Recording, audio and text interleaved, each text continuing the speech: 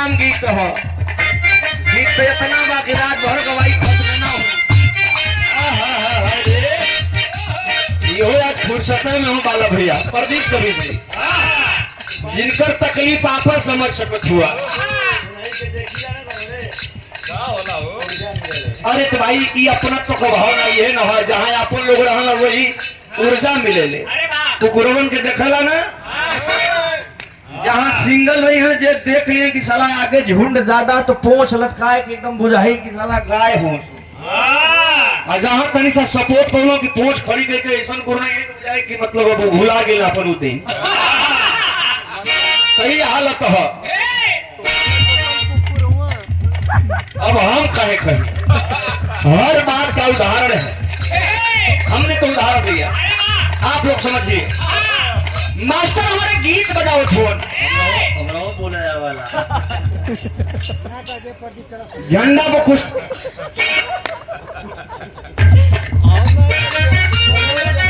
खवाई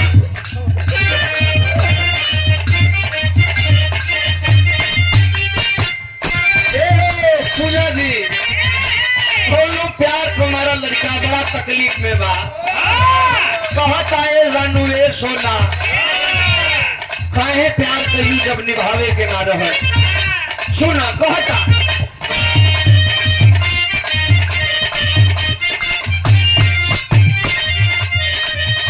अरे जिंदगी में जहर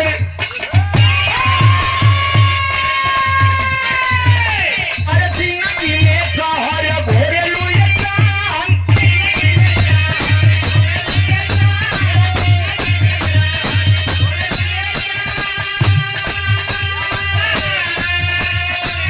अरे जिंदगी में जहर भोरे लुए जान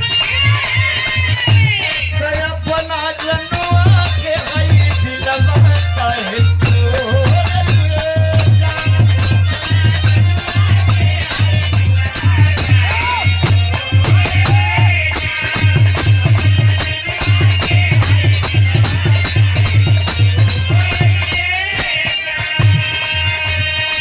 लड़का कहलस कि आखिर कौन कमी रहे जौन कमी रहल बता दे रहा तू तो हम मैनेज कर ले रहे।